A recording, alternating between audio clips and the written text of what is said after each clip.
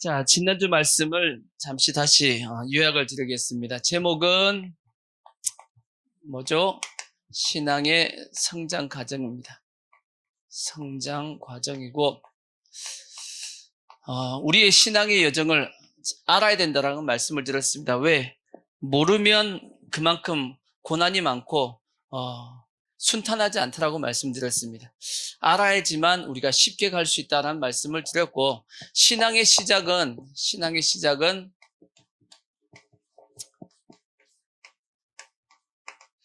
구원을 통해서 이루어진다고 말씀했죠. 구원을 다른 말로 하면 거듭남이고, 거듭남은 무엇을 통해서 얻게 되죠? 예수 그리스도의 피에 대한 의미를 아는 겁니다. 의미를 뭐 하는 거예요? 아는 거. 예수 그리스도의 피의 뜻을 알면 그 사람은 구원받은 겁니다.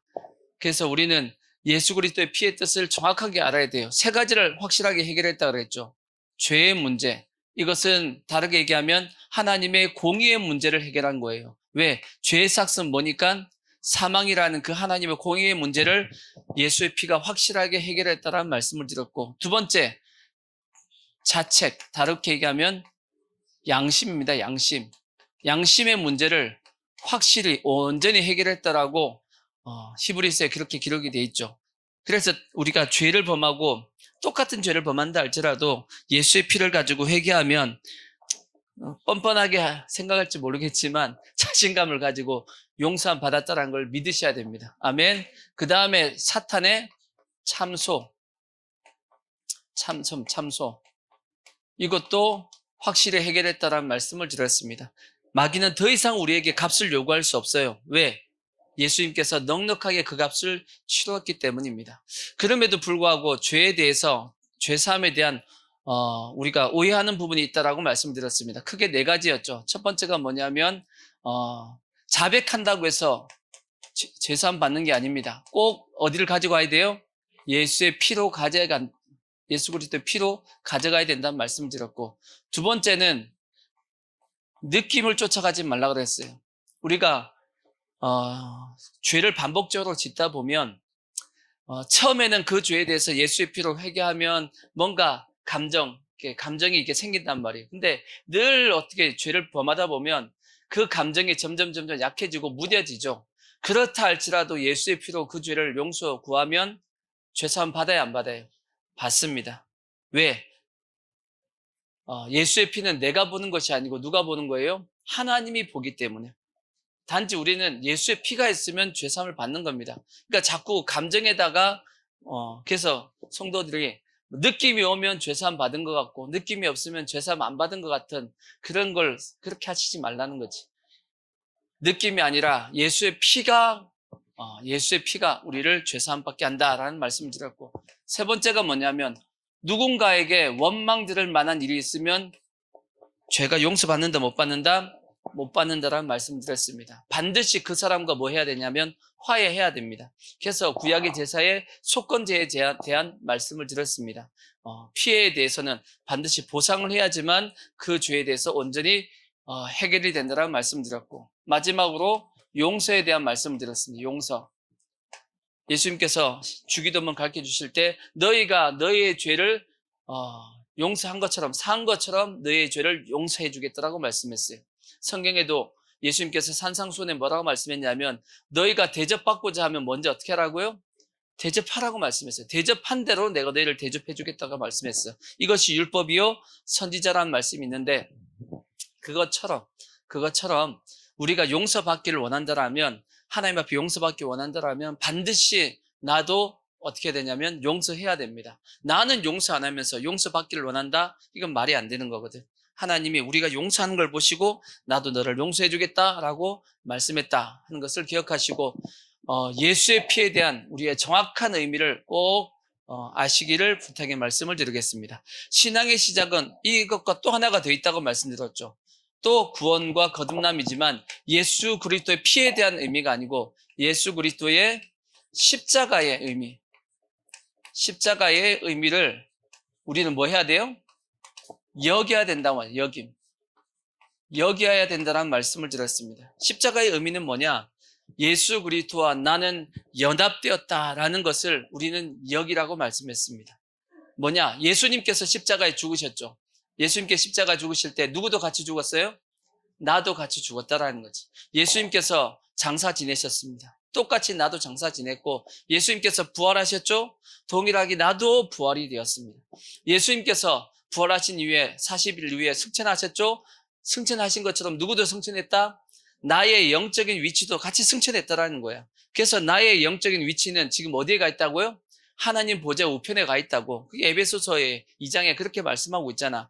이미 예수님께서 그렇게 다 이루어 놓으신 겁니다. 예수님이 가는 발자취는 누구도 같이 가는 거다? 나도 같이 가는 거다. 그래서 십자가의 의미는 뭐다? 연합이다라고 로마서 6장에다 사도 바울이 그렇게 기록해 놨단 말이에요. 이걸로 끝나는 것이 아니고 예수님께서 이 땅에 다시 오십니다. 그걸 재림이라 그러죠. 그때 누구도 같이 와요? 나도 같이 온단 말이에요. 물론 우리가 그때는 안 죽고 살아있으면 같이 오는 게 아니고 어떻게 되죠? 들림을 받아서 예수님과 공중에서 혼인잔치 한다라고 그렇게 돼 있단 말이에요. 아멘. 그리고 나서 예수님이 어디로 들어가요? 천년왕국에 들어가신다고. 만왕의 왕으로 들어가실 때 누구는? 우리도 거기에 왕으로서 들어간다라고 말씀했습니다. 그래서 너희가 뭐 할 것이다? 왕노릇 할 것이다 라고 말씀했어요, 안 했어요? 이와 같이 예수님에게 이루어진 것은 나에게도 뭐 한 거예요? 동일하게 이루어진 거다. 우리는 그걸 뭐 하라고요? 그렇게 여기라는 거지. 여기고 살라는 겁니다. 이렇게 여기고 사는 사람은 그 사람의 삶 가운데 뭐가 나타나냐면 하나님의 뭐가 나타나요? 능력이 나타난다고. 이게 십자가의 도란 말이에요. 자, 고린도전서 2장 18절을 보시면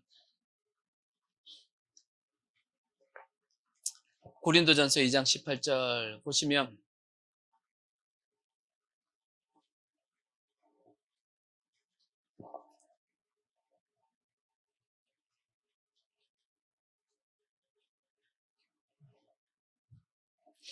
안 나타나네. 자, 고린도전서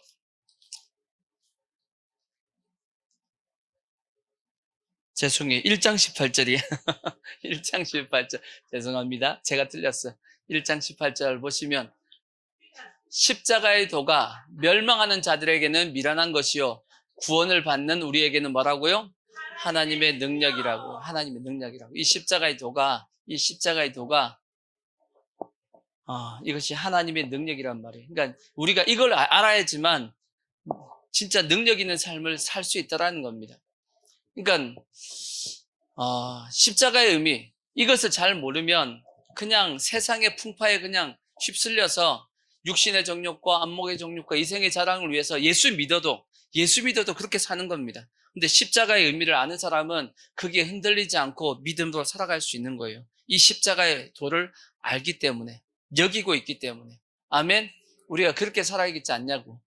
그러니까 문제는 뭐냐면 신앙의 시작, 우리가 제일 처음 예수 믿을 때 대다수의 성도들은 요거는 다 압니다. 요거는 알고 이제 예수의 피에 대해서는 기본적으로 알고 구원을 받지만 제일 처음 예수 믿었을 때 거의 모든 성도들이 뭘 모르냐면 요거는 모릅니다.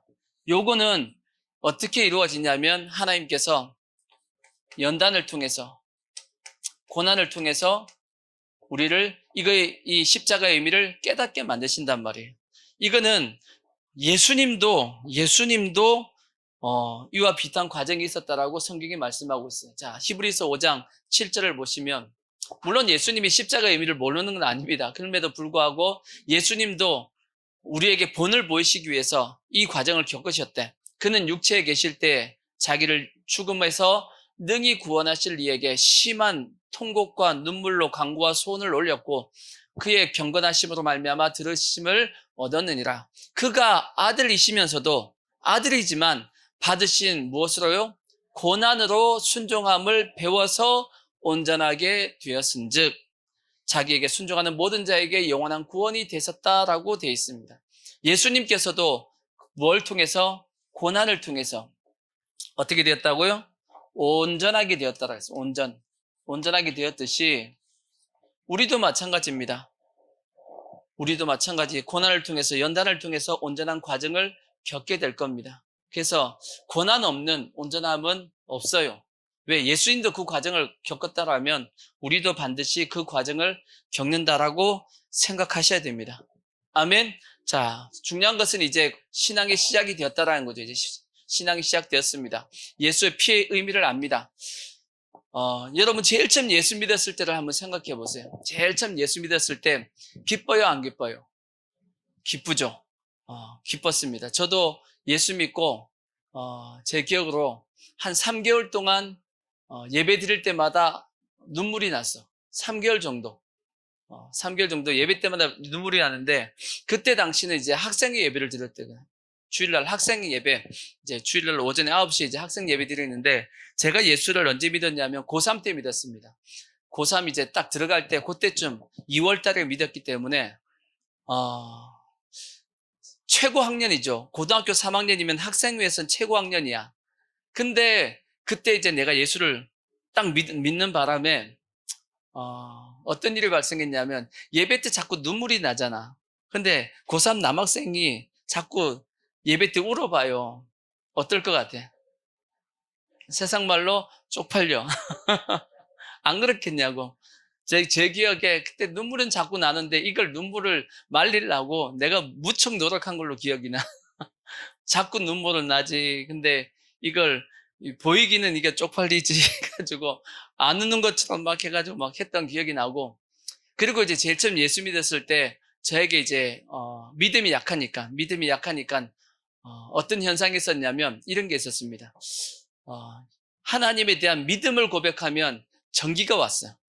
그것도 3개월 동안 하나님의 말씀을 딱 듣다가 내가 아멘 그러면 내가 믿습니다 그러잖아요. 내 속으로. 그러니까 입으로도 안 해도 돼. 속으로 믿습니다 하는, 그렇게만 하면 여기서 찌릿했어.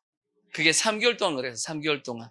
그래서 하도 신기해가지고 내가 아무 말씀도 없는데 내가 한번 실험을 해봤다고. 실험을 그냥 예수님, 하나님 믿습니다 그랬더니 찌릿하고 와. 그래서 야, 이거 참 신기하다. 근데 이게 아직 뭐가 약하니까, 믿음이 약하니까 하나님께서 우리의 믿음을 잡아주려고 사람마다 이게 현상은 다 틀립니다. 여러 가지 하나님께서 그의 믿음을 붙잡아 주려고 하는 여러 가지 현상들이 개인마다 있을 수 있습니다.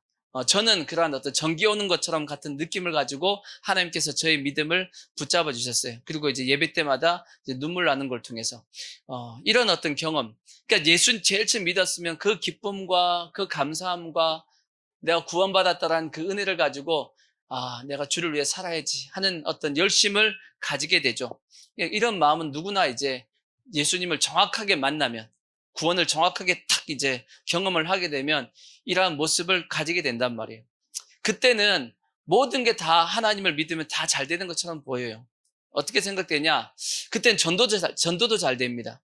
예수 처음 믿었으니까 내 주위에 다 누구예요? 안 믿는 사람들이니까 전도도 되고, 그 다음에 세상적인 어떤 습관들도 다 이제 끊게 됩니다. 웬만한 어떤 세상이 안 좋은 것들은 내 나름대로 이제 끊게 되고, 그래서 하나님의 뜻대로 한번 살아보려고 예를 써요. 근데 그때는 다 잘 되는 것처럼 느껴집니다. 왜냐하면 아직 믿음이 약하니까 하나님께서 그가 원하시는 것, 그가 기도하는 것 웬만하면 다 들어줍니다. 초신자 때는. 여러분, 그래서 실제적으로 기도 응답이 제일 빨리 나타나는 사람이 누구냐면 깊은 영계의 사람이 아니에요. 실제는 새신자 때 응답이 제일 빠릅니다. 왜? 우리 인간도 마찬가지잖아. 갓난아기 태어났다고 생각해봐요. 엥 하고 울면 바로 누가 달려가요? 엄마가 달려가. 엄마가 다 압니다. 얘가 배가 고픈지, 똥을 쌌는지, 졸린지. 알아요, 몰라요? 엄마가 다 압니다. 하나님께서 똑같이 알아서 다 해줘. 내가 어떤 뭔가 기도하면, 이게 아무것도 모르는 새신자가 하나님 앞에 기도하니까 하나님이 그거 처음 기도 받아보는 거야. 하나님이 얼마나 기쁘겠어. 안 그러겠어요? 여러분 애들 제일 처음 키웠는데 애가 맘맘맘마 해봐. 맘맘마 하면 아빠 한 거예요, 엄마 한 거예요? 엄마하고 아빠하고 싸워. 왜 싸워요? 서로가 아빠라고 했다고 그러고 엄마는 엄마라고 했다고 그러고 싸운다고. 애는 그냥 옹롱옹롱 한 건데 서로가 엄마가 아빠가 자기 불렀다고 좋아하듯이 하나님이 똑같습니다. 아무 말도 못하던 우리가 하나님 앞에 기도하면 하나님이 우리가 제일 처음 기도한 걸 가지고 너무 좋아가지고 그냥 응답해 주신다고. 그 다음에 우리가 애기 제일 처음 돌쯤 되면 걸어요, 안 걸어요? 걸을 때 부모님이 기뻐요, 안 기뻐요? 기뻐하듯이 하나님도 똑같단 말이에요. 우리가 갓 태어나가지고 하나님을 찾고 기도하고 하면 하나님이 다 응답해줘요. 다 응답해준다고. 저도 고3 때 예수를 믿어가지고 제가 기능대회 나가가지고 메달을 땄잖아. 그때도 제가 기도해가지고 땄다고. 열심히 물론 훈련도 한 거 있지만 제가 기도한 대로 하나님께서 제가 기도한 대로 다 됐어. 저기 전국 기능대회 나와가지고 제가 하나님 앞에 마지막 기도한 게 뭐냐면 금메달을 싣습니다. 그래서 내가 금메달 싣고, 왜 금메달을 따면 다시금 국제대회 준비를 해야 돼. 그러면 제가 뭘 들은 게 뭐냐면 국제대회 나가려고 그러면 합숙훈련하고 해가지고 교회를 못 간다는 얘기를 들었어요. 제가 그런 얘기를 들어가지고 금메달 따면 안 될 것 같아. 그래가지고 하나님 앞에 은메달 달라고 기도했더니 은메달 됐어. 근데 실제 금메달이었대. 근데 잘렸어, 금메달에서. 이제 그런 얘기를 아주 이제 듣기도 했는데, 하여튼 하나님이 내가 기도한 대로 다 뭐 해주시냐면 다 응답해 줍니다. 언제냐면 새신자 때, 이제 갓 예수 믿었을 때는 하나님께서 우리에게 원하시면 하나님이 다 들어주세요. 그때가 기도빨이 제일 셉니다. 그러니까 여러분들이 어떤 기도를 부탁하려고 그러면 누구 찾아가야 되냐면 새신자를 찾아가야 돼. 내 기도 좀 해달라고 그러고. 근데 이제 문제는 뭐냐? 그렇게 신앙생활을 몇 달 한단 말이에요. 그렇게 몇 달을 기쁨 가운데, 은혜 가운데 신앙생활을 하고, 그래서 하나님을 위해서 살아보자 하고 열심히 애를 쓰는데, 이제 어느 중간 이제 시간이 쭉 지나고 나면 은혜도 차츰 떨어지고, 이제 하나님께서 이제 어느 정도 컸으니까 이제 하나님께서 기도도 잘 이제 처음에는 즉각 반응하시는 하나님이 반응이 점점 느려집니다. 우리도 마찬가지, 애들 키울 때 마찬가지잖아요. 애들이 이제 약간 크면 그전까지는 애한테 뭐라 안 그랬단 말이야. 근데 이제 어느 정도 이제 말귀를 알아들을 쯤 되면 어떻게 해요? 뭐라 그런다고. 해요, 안 해요? 하듯이 하나님도 똑같습니다. 우리가 이제 어느 정도 약간 자라기 시작하면 그때부터는 이제 안 되기 시작한다고. 안 되기 시작합니다. 그래서 막 갈등을 하는 거예요. 갈등을 하는 건데 왜 안 되지? 왜 안 되지? 안 되는 게 정상입니다. 아시겠어요? 안 되는 게 정상이에요. 그때 성도들이 착각을 해요. 와, 다 됐는데 왜 안 될까?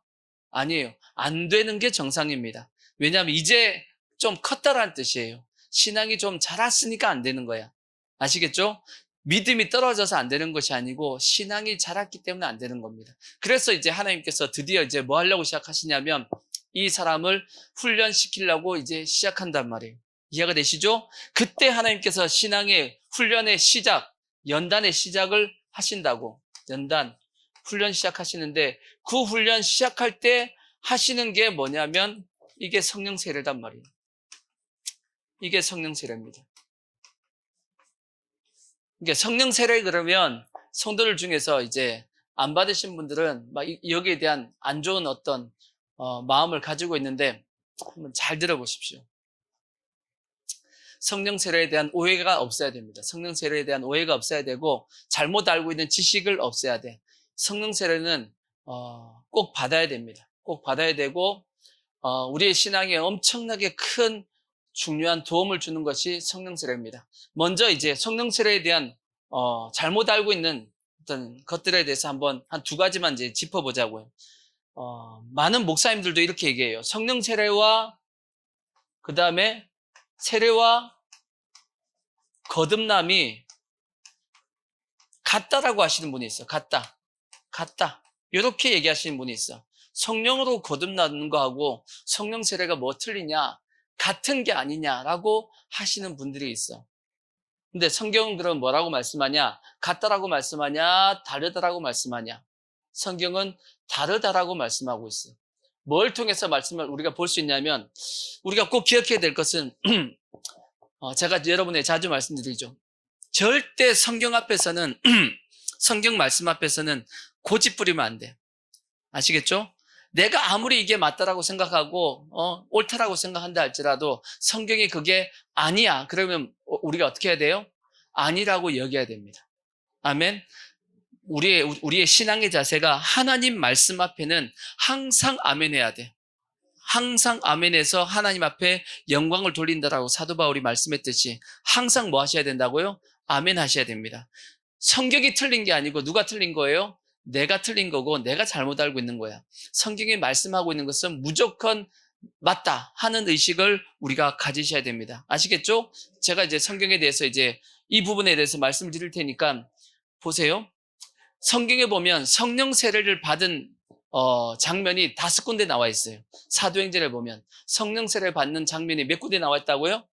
5군데 나와 있다고. 그 첫 번째가 어디냐면 오순절입니다. 오순절. 사도행전 2장에 오순절 사건이 있죠. 그때 성령 세례가 처음 임했고, 두 번째 성령 세례가 임하는 장면이 어디 나와 있냐면 사마리아에 있어. 사마리아에 이제 두 번째 기록이 돼 있고, 세 번째 어디에 기록되어 있냐면 고넬료 가정에 기록되어 있습니다. 네 번째가 어디에 되어 있냐면 네 번째는 사도 바울이 성령 세례를 받는 장면이 기록이 되어 있고, 마지막에 5번째가 어디 있냐면 에베소 교회에 기록되어 있어요. 에베소 교회 5군데가 성경에 성령 세례가 임하는 것이 기록이 되어 있단 말이에요. 자, 그러면 한번 보자고요. 성령 세례와 성령의 거듭남이 같은 거냐 틀린 거냐 한번 생각해 봐요. 성령으로 거듭난 것은 구원 받았다는 거예요? 구원 안 받았다는 거예요? 구원 받았다는 뜻 아니야. 그러면 요때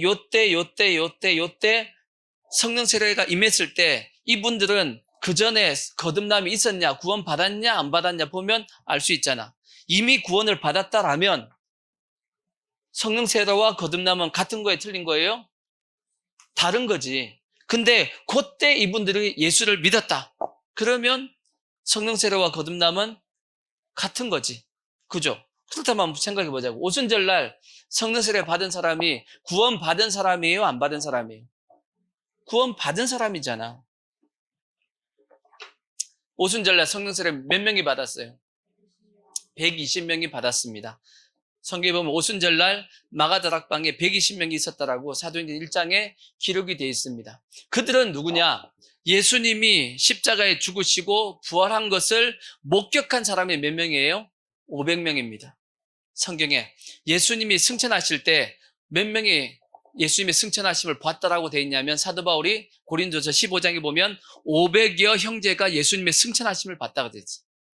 500여 형제가 예수님이 승천하시는 걸 보고 그 500여 형제 중에서 380명은 이제 사라지고 120명이 마가다락방에 모여 있었단 말이에요. 그때 성령이 임했다고. 그러면 생각해 보자고. 예수님께서 이 500여 형제 120명은 예수님께서 부활하신 거 봤어요, 안 봤어요? 봤잖아. 예수님께서 승천하신 거 봤어요, 안 봤어요? 봤잖아요. 그럼 거듭난 거야, 안 거듭난 거야? 이 사람은 거듭난 거지. 예수님의 부활도 믿는 사람이고 예수님의 승천도 믿는 사람이야. 근데 구원 안 받았다라고 얘기할 수 있어요? 구원 받은 사람이지. 또 성경에 보면 예수님께서 70명의 제자들을 전도 보내잖아. 전도 보냈더니 그들이 예수 이름으로 했더니 귀신이 쫓겨나가고 예수 이름으로 했더니 병고침이 나타나니까 좋아가지고 예수님에게 찾아와가지고 예수님 우리가 예수 이름으로 했더니 병도 나가고 병도 고쳐지고 귀신도 쫓겨난다고 좋아했더니 예수님께서 뭐라고 말씀했어요? 누가 보면 그런 걸로 기뻐하지 말라 그랬어. 뭘로 기뻐하라 그랬어요? 하늘에 너희 이름이 기록된 것으로 기뻐하라 그랬어. 아멘. 하늘에 이름이 기록된 것은 그 하늘에 어디에 기록됐다는 거예요? 생명책에 기록되어 있다는 거지. 생명책에 기록되어 있으면 거듭난 거야, 안 난 거야? 거듭났잖아. 또 예수님께서 제자들에게 성찬식 하시고 나서 그 다음에 세족식을 했잖아요. 세족식. 그죠? 세족식 할 때 베드로가 뭐라 그랬어요? 내 발 못 씻깁니다. 그랬더니 예수님께서 너 발 안 씻어? 발냄새 난다? 그렇게 말씀하지 않고 뭐라고 얘기했어요? 너 발 안 씻으면 너와 내가 상관이 없다. 그렇게 말씀했다고. 그랬더니 베드로가 뭐라 그래요? 발뿐 아니라 머리하고 다 씻어달라고 얘기했더니 뭐라 그래요? 이미 목욕한 자는 발만 씻으면 된다 그랬어. 이미 목욕한 자는 발만 씻으면 된다라고 말씀했듯이 이미 목욕했다라는 거 뭐예요? 거듭났다는 얘기 아니야. 그러니까 오순절날 성령 세례를 받은 사람은 거듭난 사람이 받는 겁니다. 거듭난 사람이 다시 세례를 받았으니까 성령 세례와 거듭남은 같은 사건이 아니고 다른 사건이라고. 아멘? 성경이 그걸 말씀하고 있잖아. 사마리아 성도 마찬가지죠. 사마리아 성도 한 말씀을 보시면 사도행전 8장 12절 보시면 이렇게 돼 있잖아. 빌립이 하나님의 나라와 및 예수 그리스도의 이름에 관하여 전도함을 그들을 믿고 남녀가 다 세례를 받으니 시몬도 믿고 세례를 받은 후에 전심으로 빌립을 따라다니며 그 나타나는 표적과 큰 능력을 보고 놀라니라. 자, 보세요. 12절에 분명히 뭐라 그랬어요? 빌립이 하나님의 나라와 및 예수 그리스도의 이름에 관하여 전도함을 그들이 뭐하고? 믿었다 그랬잖아. 믿고 남녀가 다 뭘 받았어요? 세례 받았잖아. 이건 무슨 세례예요? 물세례 받았다는 뜻이죠. 물세례 받았으니까 이 사람은 구원 받은 거예요, 안 받은 거예요? 예수님 믿었다라고 돼 있잖아. 그러면 구원 받았잖아. 근데 14절 뭐라고 돼 있어요? 예루살렘에 있는 사도들이 사마리아도 하나님의 말씀을 받았다함을 듣고 베드로와 요한을 보내매 그들이 내려가서 그들을 위하여 뭐 했다고요? 성령 세례 받기를 뭐 했어요? 기도했다고. 이유는 뭐예요? 이는 아직 한 사람에게도 뭐 하신 일이 없고 성령 내리신 일이 없고 오직 주 예수의 이름으로 세례만 받을 뿐이었다. 그래서 이에 두 사도가 그들에게 안수하며 뭘 받아요? 성령을 받았다라고 돼 있단 말이에요. 그러니까 예수 믿어 구원 받은 자에게 다시금 베드로가 내려가서 요한하고 내려가서 뭐 한 거예요? 성령 받기를 기도했다라고 돼 있잖아. 뭔 설명이 더 필요하냐고. 성령 세례와 거듭남은 같은 사건이다, 다른 사건이다? 다른 사건이라고 성경이 분명히 말씀하고 있잖아요. 뿐만 아닙니다. 여기만 그런 것이 아니고 고넬료 가정, 물론 여기는 이제 예수 그리스도에 대한, 여기는 어떻게 보면 거듭남과 구원을 성령 세례를 같이 받는 느낌도 여기는 있긴 있어요. 있긴 있지만 그 전에 어떻게 보면 고넬료도 하나님 앞에 받으심을 받은 사람이었고, 그 다음에 사도 바울은 예수님을 언제 만나죠? 다메섹 도상에서 만나고 3일 동안 눈이 멀어졌잖아. 그때 사도 바울은 제가 생각하기에 구원을 받았다라고 봐야 됩니다. 예수님 만나는 순간 아하, 내가 지금 핍박하는 이분이 예수 맞구나 하고, 구약 성경과 사도 바울은 구약의 지식이 있으니까 아하, 구약에서 얘기했던 그것이 메시아가 예수님이었구나 하는 걸 딱 알았겠죠. 그때 이제 아나니아가 찾아와가지고 기도했더니 성령 세례를 받은 겁니다. 에베소 교회도 마찬가지죠. 에베소 교회 성도들은 뭘 알고 있었다고 그랬냐면 요한의 세례만 알 따름이라고 그렇게 말씀했죠. 그때 사도 바울이 그들에게 안수해서 기도했더니 성령 세례를 받았다라고 말씀했어요.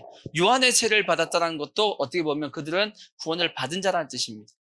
그러니까 성령 세례와 거듭남의 사건은 같은 것이 아니고 분명히 다른 사건이라는 것을 인정하셔야 돼. 그러니까 목사님들이 자꾸 이것을 같은 거라고 자꾸 설명을 하다 보니까 많은 성도들이 이 성령 세례에 대해서 이 안 좋은 어떤 생각을 가지고 있다 보니까 이걸 거부하시는데, 아니에요. 분명히 받아야 됩니다. 받아야 되고 이 사건은 일단은 같은 사건이다, 다른 사건이다, 다른 사건이다 하는 것을 꼭 기억하시고, 또 두 번째 다시 말씀드리면, 그러면 성령 세례 꼭 받아야 되냐는 거지. 꼭 받아야 되냐? 안 받아도 되냐? 성경은 뭐라고 말씀하고 있겠어요? 예수님은 꼭 받으라고 말씀하고 있어. 누가 하신 말씀이에요? 예수님이 그렇게 하신 말씀이에요. 자, 성경을 보시면 예수님께서 성령에 대해서 말씀하신 것이 언제 집중해서 말씀하셨냐면 성찬식을 하시고 그 다음에 세족식 했잖아요. 세족식 하고 난 다음에 예수님께서 제자들과 긴 얘기를 나눕니다. 예수님의 마지막 고별 설교를 하세요. 그것이 어디예요? 요한복음 이제 13장부터 시작해가지고 13장, 14장, 15장, 16장, 그 다음에 이제 17장은 이제 예수님이 제자들을 위해서 기도하는 내용이 나옵니다. 예수님의 가장 긴 설교가 14, 15, 16, 3장이 나옵니다. 예수님의 가장 긴 설교가 마태복음에 나와 있죠. 산상순이자 산상 5, 6, 7 이렇게 나왔단 말이에요. 그거 말고 또 예수님이 가장 긴 설교가 언제냐면 마지막 성찬식 하고 나서 제자들과 했던 그 말씀이 가장 긴 설교입니다. 그때 그 가장 긴 설교의 주님의 주제가 뭐냐? 핵심적인 내용이 뭐냐? 그게 뭐예요? 성령 세례 받으라는 내용입니다. 자, 보시면, 자, 요한복음 14장 16절을 보시면, 16절 보시면, 내가 아버지께 구하겠으니 그가 또 다른 누구를요? 보혜사. 다른 보혜사가 누구예요? 성령님. 다르게 얘기하면 원 보혜사가 누구예요? 원래의 보혜사는 예수님이라는 거야. 예수님이 원래 자기도 보혜사라는 뜻이에요. 자기도 보혜사인데 나 말고 누구요? 다른 보혜사를 주시겠다라는 거지. 지금은 내가 너희와 함께 있으니까 그 다른 보혜사는 있을 필요가 없는데 내가 이제 없어지니까 다른 누가 와야 돼요? 보혜사가 와야 된다라고 말씀하신 거예요. 이해가 되시죠? 또 다른 보혜사를 너희에게 주사 영원토록 너희와 함께 있게 하리니 그는 뭐라고요? 진리의 영이라. 세상은 능히 그를 받지 못하나니 이는 그를 보지도 못하고 알지도 못함이라. 그러나 너희는 그를 아나니 그는 너희와 함께 거하시며 또 너희의 속에 계신다. 이해가 되시죠? 예수님께서 요한복음 14장에 그렇게 말씀하셨고 이어서 25절을 보시면 그 밑에 25절도 보시면 이렇게 말씀했어요. 25절 내가 아직 너희와 함께 있어서 이 말을 너희에게 하였거니와 보혜사 곧 아버지께서 내 이름으로 보내실 성령 그가 너희에게 모든 것을 뭐하고요? 가르치고 내가 너희에게 말한 모든 것을 뭐하게 하신다? 생각나게 해줄 거야. 누가 와가지고? 보혜사 성령님이 오셔가지고 그렇게 하실 거다라고 말씀해 주셨다고. 또 이어서 아까 본문 읽었던 요한복음 16장 보시면 자 16장 다 읽으면 시간이 가니까 16장 7절 다시 한번 보시면 7절 보시면 그러나 내가 너희에게 실상을 말하노니 내가 떠나가는 것이 너희에게 유익이라. 내가 떠나가지 아니하면 보혜사가 너희에게로 오시지 아니할 것이요 가면 내가 그를 너희에게로 보낸다라고 말씀했습니다. 예수님이 함께 있는 게 좋아요? 보혜사가 함께 있는 게 좋아요? 아니래잖아. 뭐 본문을 어떻게 읽었어? 다시 예수님이 함께 있는 게 좋아요? 성령님이 함께 있는 게 좋아요? 성령님이라고 얘기하잖아. 예수님께서 그러나 내가 실상을 내가 말하노니 내가 떠나가는 것이 너희에게 뭐다? 유익이라. 너희와 내가 같이 안 있는 게 좋아. 왜? 나는 너희와 뭐 하고 있어요?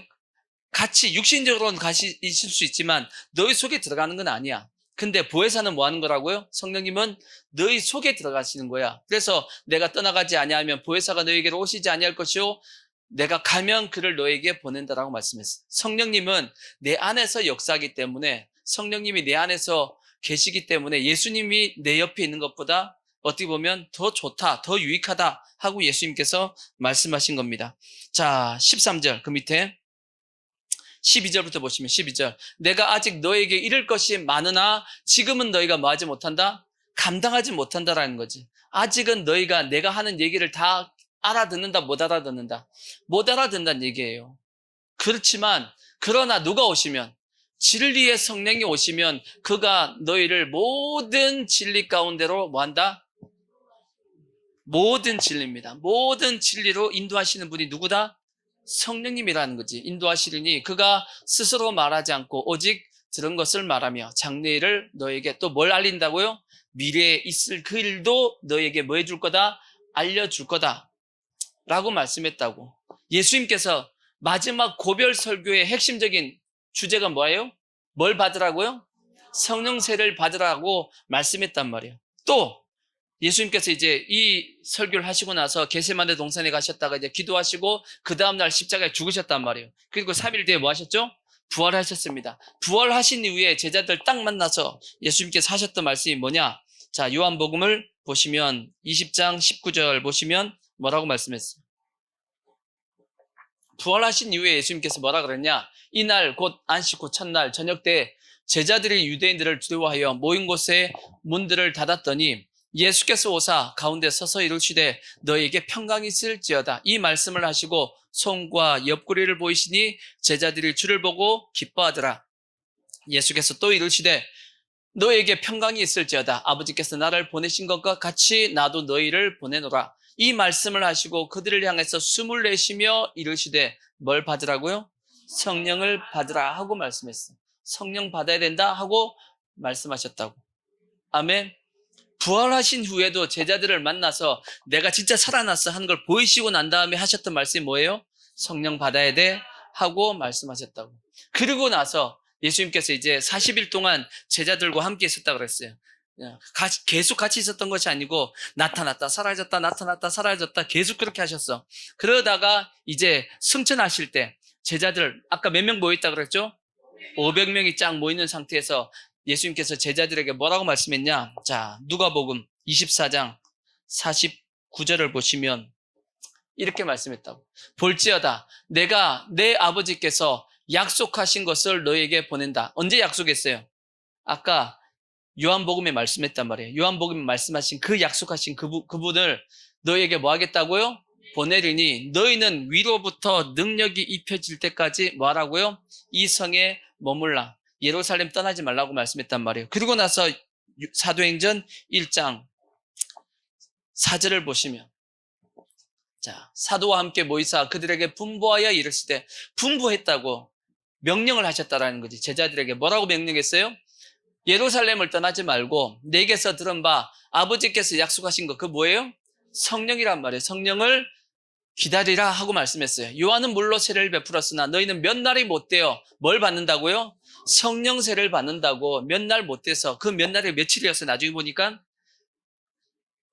열흘 10일 후에 성령이 임한단 말이에요. 10일 성령이 몇 날이 못 되어 성령으로 세례를 받으리라 하셨느니라. 성령 세례를 받는다. 그들이 모였을 때 예수께 틀렸어요. 예수께라는 예수께 여쭈어 이르시되 주께서 이스라엘 나라를 회복하심이 이때니까니 이르시되 때와 시기는 아버지께서 자기의 고난에 주셨으니 너희가 알 바 아니요 오직 뭐라고요? 성령이 너에게 성령 세례가 너희가 임하면 너희가 권능을 받고 그때 드디어 예루살렘과 온 유대와 사마리아와 땅끝까지 이르러 내 증인이 된다 하고 말씀하셨습니다. 그러니까 예수님께서 죽기 전에 뭘 얘기했어요? 성령 세례 받아야 돼 하고 말씀하셨고 부활하신 후에도 성령 세례 받아야 돼 말씀하셨고 그 다음에 승천하시기 전에도 또 뭘 얘기했어요? 성령 세례 받아야 돼 라고 말씀했단 말이에요. 받아야 돼 안 받아야 돼? 받아야 된다고. 예수님께서 제일 중요한 시간입니다. 마지막 어떻게 보면 오늘날로 얘기하면 마지막 죽기 전에 유언입니다. 유언적으로 제자들에게 했던 말씀이 성령 세례를 받으라고 말씀했더라면 중요한 거예요? 안 중요한 거예요? 중요하지. 근데 왜 안 받으려고 했냐고. 성도들 중에서 성령 세례 거듭남하고 똑같다 하고 없다라고 자꾸 얘기하는데 왜 그럴까? 그럼 성도들이 왜 그러냐면 이 성령 세례를 통해서 나타났던 여러 가지 어떤 부작용들이 있었단 말이에요. 부작용. 이게 부작용이 아니고 성령 자체가 부작용이 있었던 것이 아니고 그것을 받은 자들이 잘못한 게 많아.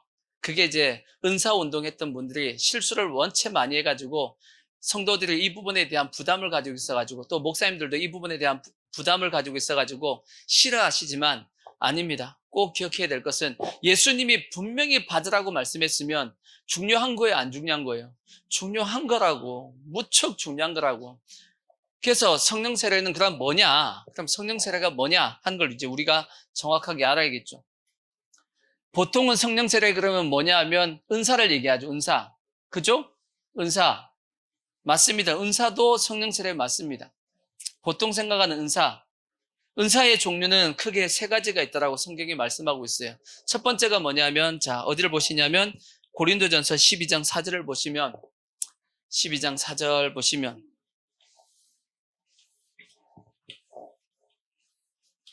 제가 여기 지우는 이유는 뭔가 설명을 하려고 지우는 거예요. 설명을 해야 될 그림을 보고 설명할 게 있으니까. 은사는 여러 가지나 성령은 같고 지금은 여러 가지나 주는 같으며 또 사역은 여러 가지나 모든 것을 모든 사람 가운데 이루시는 하나님은 같으니 각 사람에게 성령을 나타내심은 뭐 하기 위해서요? 유익하게 하려 하심이라. 어떤 성령에 뭐가 있냐면 나타남의 은사가 있어요. 나타남의 은사. 나타남의 은사가 어디라고요? 이게 고린도전서 12장의 내용입니다. 12장. 어떤 사람은 성령으로 말미암아 지혜의 말씀을, 어떤 사람은 같은 성령을 따라 지식의 말씀을, 다른 사람에게는 같은 성령으로 믿음을, 어떤 사람에게는 한 성령으로 병 고치는 은사를, 어떤 사람에게는 능력 행함을, 어떤 사람에게는 연함을, 어떤 사람에게는 영들 분별함을, 다른 사람에게는 각종 방언 말함을, 어떤 사람에게는 방언을 통역함을 주시나니. 다 뭐예요? 나타나는 은사라는 거예요. 이것은 우리가 보고 들을 수 있는, 저분이 이런 은사를 받았구나 하는 것을 들을 수 있는, 나타나는 은사라고 말씀하고 있고, 또 다른 은사의 모습이 뭐가 있냐? 로마서 12장 6절을 보시면, 우리에게 주신 은혜대로 받은 은사가 각각 다르니, 혹 예언이면 믿음의 분수대로, 혹 섬기는 일이면 섬기는 일로, 혹 가르치는 자면 가르치는 일로, 혹 위로하는 자면 위로하는 일로, 구제하는 자는 성실함으로, 다스리는 자는 부지런함으로, 긍휼을 베푸는 자는 즐거움으로 할 것이니라. 다시 보세요. 여기는 각 사람의 은혜대로 주시는 은사가 있어요. 대로 주시는 은사가 있어. 은사가 있다고. 이거는 로마서 12장에 기록이 되어 있는 말씀입니다. 각 은혜대로 주시는 은사가 있는데, 이거는 그 사람의 성향에 따라서, 그 사람이 어떤 성향에 따라서 하나님께서 그에게 주시는 은사가 있다는 뜻입니다. 사람마다 다 성향이 같아요, 틀려요? 다 다르단 말이에요. 그 다른 그 성향에 따라서 성격이 급한 사람은 급한 대로, 성격이 느긋한 사람은 느긋한 대로, 꼼꼼한 사람은 꼼꼼한 대로, 그 사람의 성향에 따라 하나님께서 그에게 뭘 주신다고요? 은사를 주시는 부분이 있다라고 말씀했고, 또 에베소서 4장 11절을 보시면, 자, 그가 어떤 사람은 뭘로? 사도로, 어떤 사람은 선지자로, 어떤 사람은 복음 전하는 자로, 어떤 사람은 목사와 교사로 삼으셨으니 하는 직분의 은사가 있어요. 직분의 은사. 무슨 은사요? 직분의 은사는, 이거는 에베소서 4장하고 나중에 보면 고린도전서 12장 뒤쪽에도 이 말씀이 기록되어 있습니다. 직분의 은사. 어떤 사람에게 직분을 주시면서 직분적으로 은사를 주시는 부분이 있습니다. 하여튼 이런 은사가 있는데, 이것은 외적으로 보이는, 나타나는 어떤 은사의 모습이고, 이런 부분에서, 많은 부분에서 이제 나타나는 은사 때문에 이제 부작용이 많이 나타나다 보니까 어떻게 보면 성령 세례에 대해서 부정적인 분들이 많은데, 실제적인 성령 세례의 의미는 여기 아니란 말이에요. 실제적인 성령이 나타남의 모습은 있지만, 실제적으로 성령 세례를 예수님께서 받으라고 했던 그 이유는 이게 아니란 말이에요. 이해가 되시죠? 실제적으로 성령 세례를 받으라고 했던 이유는 뭐냐? 아까 요한복음 14장 읽었던 그것 때문입니다. 자, 다시 보시면 요한복음 14장 16절을 보시면, 다시 밑에 약간 더 내려보시면, 아니, 25절 보시면, 자, 내가 아직 너희와 함께 있어서 이 말을 너희에게 하였거니와, 26절 말씀, 이게 중요한 거예요. 보혜사, 곧 아버지께서 내 이름으로 보내실 성령, 그가 너희에게 모든 것을 뭐하고? 가르치고, 내가 너에게 말한 모든 것을 뭐하게 한다고요? 생각나게 한다고. 이게 보혜사 성령을 받아야 할 이유입니다. 예수님께서 우리에게 하셨던, 제자들에게 하셨던 모든 것을 뭐 한다고요? 가르치고 생각나게 하시는 분이 누구다? 성령님이다라는 거예요. 그래서 제가 예전에 이런 말씀을 들었죠. 워치마니는 성령 세례를 뭐라고 설명을 했냐? 워치마니는 성령 세례를 뭐라고 설명을 했냐면 이렇게 얘기했답니다.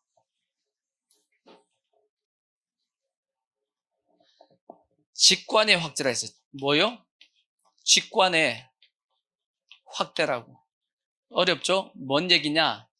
이게 성령 세례라는 거예요. 직관의 확대. 그럼 직관이 뭐냐? 영의 기능이 있어요. 영의 기능. 인간은 뭘로 돼 있냐? 세 가지로 돼 있죠.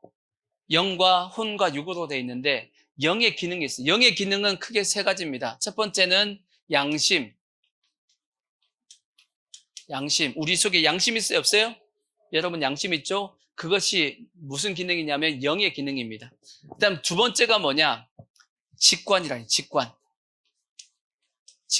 게 있고, 세 번째가 뭐냐면 영교. 다르게 얘기하면 성령의 교통하심이며 교통하심.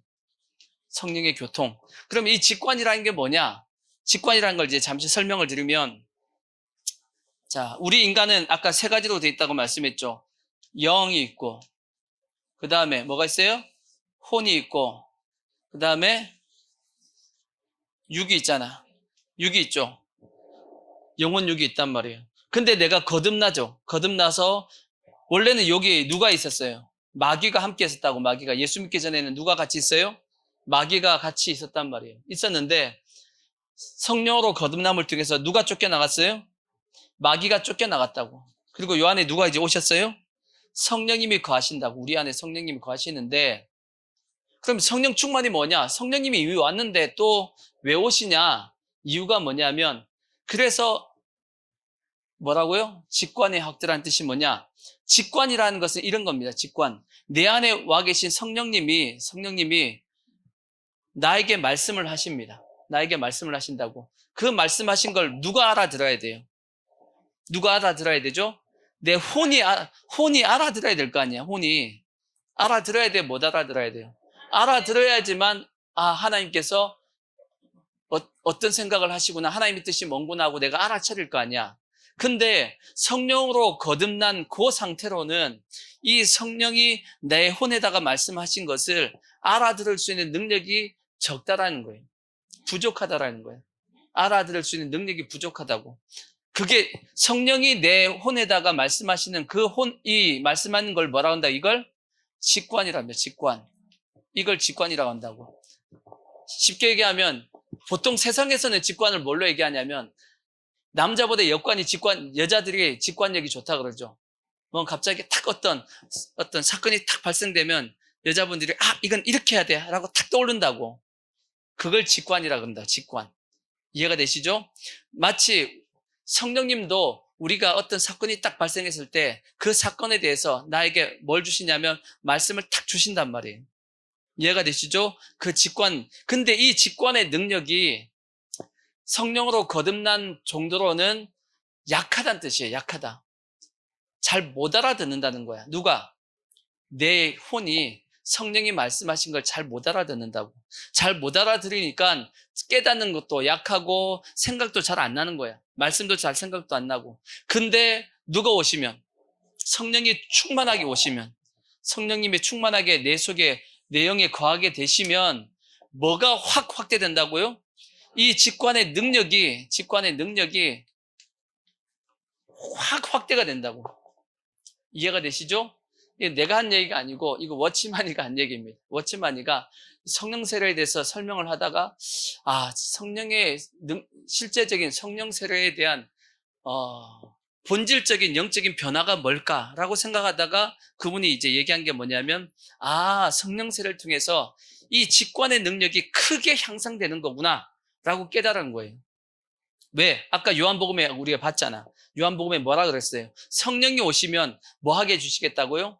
예수님께서 제자들에게 말씀을 3년 반 동안 많이 했어요, 안 했어요? 많이 했는데 제자들이 그걸 기억할까 못할까? 기억 못한단 말. 다 까먹어버렸어. 뭐까지 다 까먹냐? 방금 전에 한 것도 다 까먹어. 누구하고 똑같아요? 여러분하고 똑같아. 방금 전에 했던 거 다 까먹어버려. 예수님께서 제자들 방금 전에 뭐라 그랬어? 졸지 말고 기도 좀 하라 그랬지. 근데도 자고 있어. 방금 전에 했던 거 다 까먹는다고. 근데 3년 전에 했던 얘기를 어떻게 다 알겠냐고. 못 알지. 누가 오셔가지고. 성령이 오시면 예수님께서 옛날 3년 전부터 얘기했던 걸 다 뭐 하는 거예요? 기억이 새록새록 나는 거야, 그냥. 이해가 되시죠? 아까 장래일도 보인다, 장래일도. 얘기하지 않았지만 하나님께서 나에게 주시는 말씀이 그러니까 보여지고 깨닫게 되고 하는 능력이 확 확대된단 말이에요. 그래서 예수님께서 성령세를 받으라고 했던 겁니다. 이걸 받아야지만 너희들이 열심히 공부하고 하는 그것보다 하나님의 성령이 너희에게 확 임해가지고 깨닫게 하게 하는 능력이 훨씬 크기 때문이에요. 이것이 성령세례의 실제적인 예수님께서 받으라고 했던 이유란 말이에요. 근데 자꾸 성도들이 어디에다가 자꾸 신경을 쓰냐면 아까 얘기했던 은사에다가 자꾸 신경을 쓰다 보니까 성령세례 안 받으려고 그러는데 왜? 성령 세례 받으면 좀 사람이 이상해지는 것처럼 보이거든. 막 방언하면 좀 이상하게 모습도 그렇고. 아니에요. 성령 세례 받으라고 했던 그 목적의 핵심은 뭐냐? 우리의 이 속에 있는 이 직관의 능력을 확 키워놓는 겁니다. 그래서 워치만은 어떻게 설명해 놨냐면, 마치 우리 풍선 있죠, 풍선. 풍선 새 거 불라 그러면 어떻게 해요? 잘 안 불려지잖아. 막 불라 그래도 이게 잘 안 커지죠. 근데 한번 이제 확 늘려놔 봐. 이게 푹푹 해가지고 바람을 확, 그 풍선을 확 늘려놔가지고 다시 바람을 쫙 뺐어요. 그러고 나서 다시 불어보십시오. 어떻게 돼요? 잘 쉽게 불려집니다. 왜? 한번 확 늘려놨기 때문에. 그러듯이 우리의 이 직관의 능력을 한번 확 늘려놓는다라는 거예요. 그게 성령의 세례의 실제적인 영적인 변화입니다. 워치만이가 그렇게 설명을 해놨어요. 그러니까 직관의 확대입니다. 이 직관이 확대가 되니까 자꾸 뭐가 생각이 나요? 하나님의 말씀이 쉽게 이제 이해가 되기 시작하는 거지. 깨닫게 되는 겁니다. 이해가 되시죠? 그러면 이 성령 세례를 통해서 우리에게 주어지는 제일 먼저 깨닫게 되는 게 뭐냐? 성령 세례를 통해서 제일 먼저 하나님께서 깨닫게 하시는 게 뭐냐 하면 그것이 뭐냐면 사명입니다. 사명. 다르게 얘기하면 우리에게 주시는 소원이에요. 소원. 내가 너를 이렇게 쓰고 싶다라고 하는 하나님의 어떤 뜻이 나에게 성령 세례와 함께 임합니다. 그게 성경에 어디에 기록되어 있냐? 사도행전 2장에 기록되어 있잖아요. 사도행전 2장을 보시면 16절 보시면 우리가 잘 아는 이는 곧 선지자 요엘을 통하여 말씀하신 것이니 일러스되 하나님이 말씀하시기를 말세 내가 내 영을 모든 육체에 부어주리니 너희의 자녀들은 뭐 한다고요? 자녀들은 예언할 것이요 너희의 젊은이는 환상을 보고 너희의 늙은이는 꿈을 꾼다고요. 다 뭐예요? 미래에 너가 어떤 길을 가야 될 것인지에 대한 하나님께서 그에게 보여주신다라는 거예요. 그래서 성령 세례가 임하면 보통 하나님이 나보고 이렇게 살라고 하는 거구나 하는 느낌이 와요. 이런 걸 깨닫게 된단 말이에요. 이해가 되시죠? 그래서 성령 세례 받으면 이렇게 살아야지. 이게 평상시 삶의 목적이 없었는데 성령 세례 받으면 삶의 목적이 생깁니다. 이렇게 살아야 되는구나 하고 생긴단 말이에요. 그렇다고 해서 너 뭐 해라 하는 점쟁이처럼 말씀 안 합니다. 아시겠죠? 점쟁이처럼 말씀하시는 것이 아니고 내가 이렇게 살아야 되는 거구나 하는 것을 하나님께서 나에게 확 부어준다고. 미쳐버리는 거지 그때부터. 이해가 되시죠? 그래서 빌립보서 2장 13절 보시면 그걸 이렇게 또 표현해놨어요. 하나님이 우리를 어떻게 이끌어 가시냐? 너희 안에서 행하시는 이는 하나님이시니 자기의 기쁘신 뜻을 위하여 너희에게 뭘 주신다고요? 소원. 그러니까 사명, 다르게 얘기하면 소원. 사도 바울은 이것을 뭐라고 설명했냐면 나의 뭐예요? 달려갈 길. 나의 달려갈 길이라고. 이해가 되시죠? 이것을 하나님께서 우리에게 깨닫게 해준단 말이에요. 그래서 저 소원을 향해서 하나님께서 나에게 주신 그 내 마음의 중심에 주신 그 마음을 향해서 그게 목적이 돼가지고 달려가게 만든단 말이에요. 이것이 성령 세례를 받았을 때 보통 임하는 겁니다. 이해가 되시죠? 그래서 사도 바울은 자기의 달려갈 길을 위해서 자기의 목숨을 어떻게 생각한대요? 조금도 귀한 것으로 여기지 않겠다라고 말씀했어요. 그게 더 중요하니까. 더 나아가서 또 디모데후서에는 뭐라고 말씀했어요? 나의 달려갈 길을 뭐 했다고요? 마쳤대. 와, 부럽잖아, 그죠? 여러분들도 마지막 죽음 앞에서 여러분의 달려갈 길을 하나님께서 나에게 보여준 그 길을 마쳤다라고 고백할 수 있더라면 인생 성공한 거지. 하나님께서 나보고 가자 했던 그 길을 다 달렸대. 아멘? 우리도 한번 그렇게 달려가야 되지 않겠냐고. 알아야 가지. 근데 어디로 가자는지도 모르고 지 마음대로 달려가는데 뭐. 하나님이 가잔 대로 가야 될 거 아니야. 아멘? 누가 보여주신다고요? 성령을 통해서 보여주신다고. 그 다음에 또 하나님께서 보여주신 게 뭐냐면 천국에 대한 소망이에요. 천국에 대한 소망을 성령 세례를 받는 순간 하나님께서 강하게 부어주신단 말이에요. 그래서 예수 믿으면 이 성령 세례 받으면 미쳐버리는 겁니다. 성도의 신앙이 만만하게 자라다가 성령 세례와 함께 급격하게 확 자라버립니다. 이런 경험이 우리에게 있어야 된다라는 거예요. 아멘. 그래서 하나님께서 이걸 결국은 뭐냐? 우리의 인생이 뭐냐면 이게 목적입니다. 목적. 우리 인생이 뭐다? 목적을 보여주신다고. 그래서 리고레 목사님이 썼던 목적이 이끄는 삶이잖아. 목적. 그 목적이 나를 뭐 하냐고요? 이끌어 가신단 말이에요. 이것뿐만 아니라 이 목적을 보여주실 뿐 아니라 하나님께서 목적대로 살 수 있는 능력도 우리에게 같이 주신 겁니다. 그럼 목적대로 살 수 있는 능력이 뭐냐? 그게 뭐예요? 이 직관의 확대가 목적대로 살 수 있는 능력입니다. 왜 그러냐? 다시금 말씀드리면 성도들이 자꾸 착각하는 게 뭐냐면 성령 세례 자체가 은사와 능력이다. 그게 아니고 실제적인 성령 세례의 가장 큰 능력은 뭐냐면 하나님의 말씀을 깨닫는 능력이에요. 직관의 확대를 통해서 하나님의 말씀이 생각이 나는 걸, 이거 생각해야지라고 생각나는 것이 아니고 직관이 확대되면 생각이 되어지는 겁니다. 성령이 생각하게 만들어 주시는 거야. 아멘. 생각이 나는 걸, 말씀이 자꾸 내 속에서 올라오는 걸 어떻게 해? 어떤 사건이 딱 발생되면 그 사건에 대한 말씀이 나에게서 생각이 나는 걸 어떻게 해? 생각해야지가 아니고 성령 세례를 받으면 생각이 납니다. 그 부분에 대한 하나님께서 이렇게 하기를 원하시는구나 하고 깨닫게 된단 말이에요. 이해가 되시죠? 다시 말씀드리면 요한복음이 아까 읽었던 14장에 읽었던 그 말씀과 같이 이것이 가장 큰 능력이에요. 이 직관의 확대의 능력, 하나님의 말씀이 깨달아지는 이 능력이 가장 큰 능력이란 말이에요. 이 능력이 있기 때문에 목적을 따라 뭐 할 수 있냐면 살아갈 수 있습니다. 한번 생각해 봐요. 능력은 내가 능력이 있는 게 아니에요. 실제 능력은 어디서 나와요? 능력이 성경에서 말씀하고 있는 능력은 실제 어디서 나오는 거예요? 그죠? 말씀에서 나오는 거야. 찍었는데 맞았어. 실제 모든 능력은 어디서 나오냐면 말씀에서 나오는 거예요. 왜 말씀에서 나오냐면 말씀이 곧 뭐예요? 하나님이시여. 말씀이 곧 하나님의 지정의가 그 속에 다 들어가 있기 때문에 내가 능력이 있는 것이 아니고 말씀이 능력이 있는 거야. 히브리서 4장에 뭐라고 말씀했어요? 하나님의 말씀은 살았어요? 죽었어요? 살아있고 운동력이 있어서 자위의 날성검보다도 더 예리하고 관절과 골수와 영과 혼과 다 찔러 쪼개기까지 한다라고 성경에 말씀했단 말이에요. 그 말씀에 뭐가 있어요? 능력이 있다고. 근데 성령 세례를 받았더니 그 말씀이 내 속에서 자꾸 올라오네. 생각이 나네. 그러니까 내 속에서 말씀이 자꾸 생각이 나니까 말씀이 믿어져요, 안 믿어져요? 자동적으로 믿어진다고. 믿으려고 해서 믿어지는 것이 아니고 성령 세례를 받으니까 내 속에서 말씀이 자꾸 올라오는데 믿어지잖아.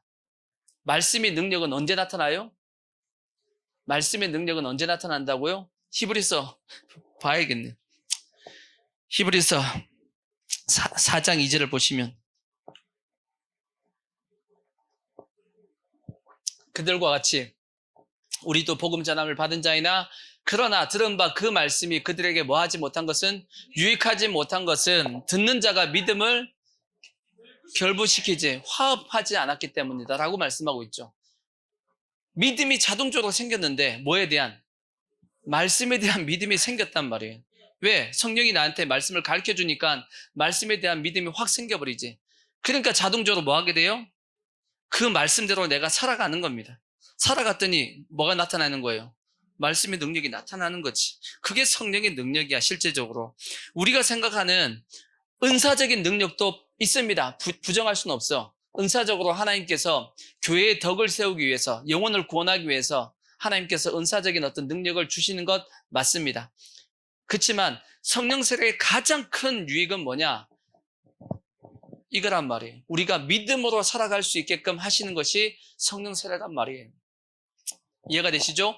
성령은 뭐까지 아시냐? 이 말씀도 보십시오. 자, 고린도전서 2장 9절을 보시면 고린도전서 2장 9절 기록된 바 하나님이 자기를 사랑하는 자들을 위하여 예비하신 모든 것은 눈으로 보지 못하고 귀로 듣지 못하고 사람의 마음으로 생각하지도 못하였다함과 같으니라. 일반적인 성도들은 잘 모른단 말이에요. 보지도 못하고 듣지도 못하고 잘 깨닫지도 못해. 그러는데 누가 오시면 10절 오직 하나님이 성령으로 이것을 우리에게 뭐 했다고요? 보이신단 말이에요. 성령이 오시면 이걸 우리에게 뭐 하신다고요? 보여주신다고. 보여주시는데 이 성령은 뭐까지도 아시는 거예요? 성령은 모든 것, 곧 하나님의 깊은 것까지도 다 뭐하고 계세요? 통달하고 계신 분이야. 그 통달하고 계신 분이 내 속에 들어와셔가지고 뭘 깨닫게 만든다고요? 하나님의 말씀을, 하나님의 뜻을 깨닫게 만든단 말이에요. 자동적으로 믿음이 생길 수밖에. 그래서 사도 바울은 에베소 교회를 향해서 기도했다라고 되어 있죠. 어떻게 기도했냐? 자, 에베소 1장 17절을 보시면, 에베소 1장 17절 보시면 이것도 보십시오. 에베소 교회가 예수 믿는 사람이에요, 안 믿는 사람이에요? 에베소 교회 성도들 예수 믿어요, 안 믿어요? 믿어요. 믿는데 또 그들을 향해서 뭘 기도했어요? 성령 받기를 기도하고 있는 내용이야. 어떻게 기도했냐? 우리 주 예수 그리스도의 하나님 영광의 아버지께서 지혜와 계시의 영을 너희에게 주사. 아니, 믿는 자들에게 또 뭘 달라고요? 지혜와 계시의 영을 달라고 기도하고 있잖아. 이 지혜와 계시의 영이 누구예요? 성령님이잖아, 성령님. 지혜와 계시의 영을 너에게 주사 하나님을 어떻게 해요? 알게 하시고 또 마음의 눈을 뭐예요? 눈을 확 밝히는 겁니다. 눈을 밝혔으니까 뭔가 보인다라는 거죠. 그지? 그죠? 성령 세례가 임하면, 성령이 임하면 보이게 만든다고. 뭘 보이게 만들었냐? 그의 부르심의 소망이 무엇이며 하나님이 왜 우리를 불렀는지.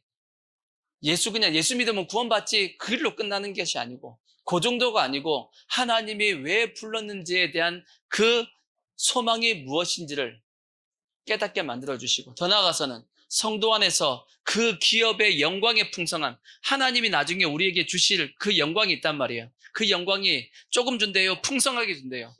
풍성하게 준다고. 그걸 깨닫게 하신다고. 그 다음에 그의 힘의 위력으로 역사하심을 따라 믿는 우리에게 베푸신 능력이 작아요, 커요? 지극히 크대. 그것도 그 힘이 어떠한 것을 너희로 뭐 한다고요? 알게 하신다라고. 누가 저렇게 알게 하신다고요? 성령님이 알게 하신다라고. 그러니까 성령 세례 받으라고 얘기하는 거예요.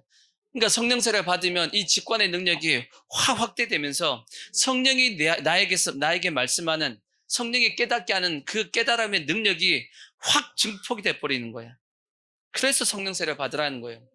결론적으로 말씀을 드리면 한번 생각해봐요. 예수님께서 천국에 대한 비유를 하시면서 마태복음 13장에 밭에 감추인 부화에 대한 말씀을 하셨지. 어떤 농부가 이제 남의 집 밭을, 소작농입니다. 자기 밭이 아니야. 남의 집 밭이에요. 땅을 일구고 있는데 그 밑에서 뭘 발견했어요? 보물을 발견했어. 그럼 어떻게 해야 돼? 일단 먼저는 더 깊이 묻어야 돼.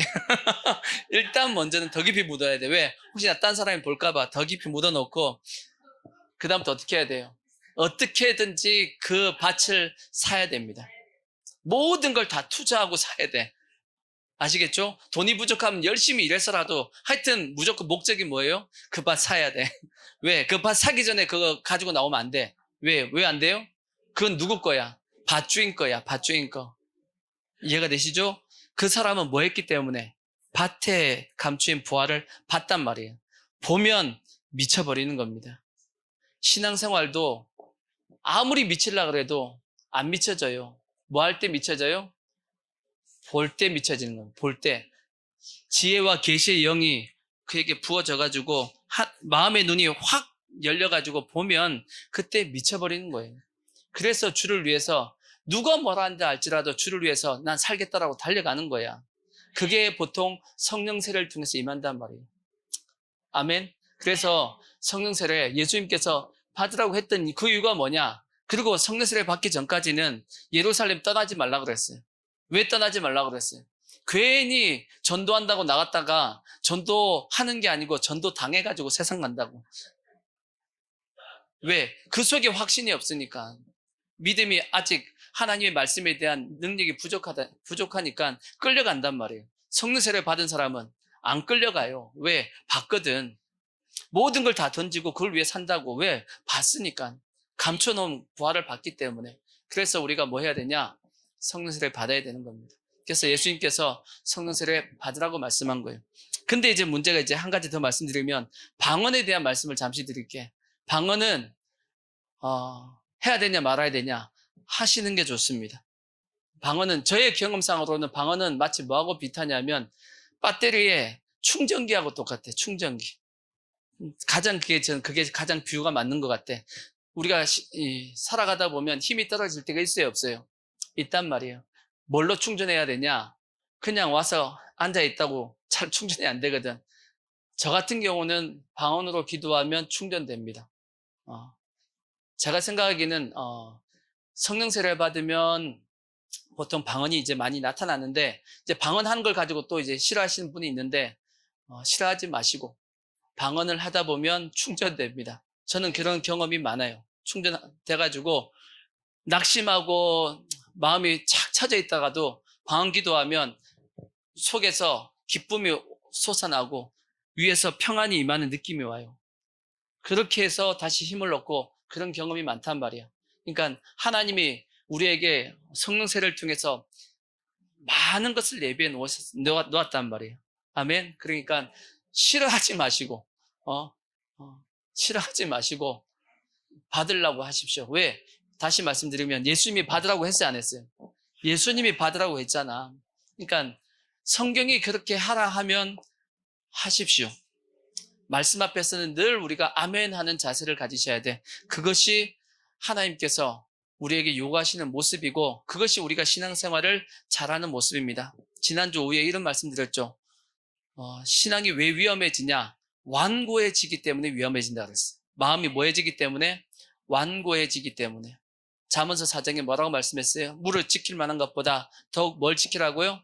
내 마음을 지켜야 됩니다. 마음이 뭐해지지 않게끔, 완고해지지 않게끔, 고집 부리지 않게끔 우리가 마음을 잘 다스려서 잘 관리해서 성경이 그렇다 그러면 그런 것이고 성경이 아니라 하면 아닌 겁니다. 아멘. 그래서 우리가 예수님께 성령 세례를 받으라고 말씀했으니까 여러분 성령 세례를 꼭 받으시고 이제 성령 세례를 받는 것을 통해서 시작되는 것이 뭐냐면 드디어 연단과 훈련이 이제 시작되어지는 겁니다.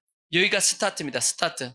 여기가 끝이 아니고 스타트입니다. 여기서부터가 이제 본격적인 하나님의 훈련이 시작되어진다는 걸 꼭 기억하시고 우리 모든 성도들에게 성령 세례를 받고 충만해서 이 신앙의 여정 가운데 꼭 승리할 수 있기를 주의 이름으로 부탁의 말씀을 드리겠습니다. 아멘.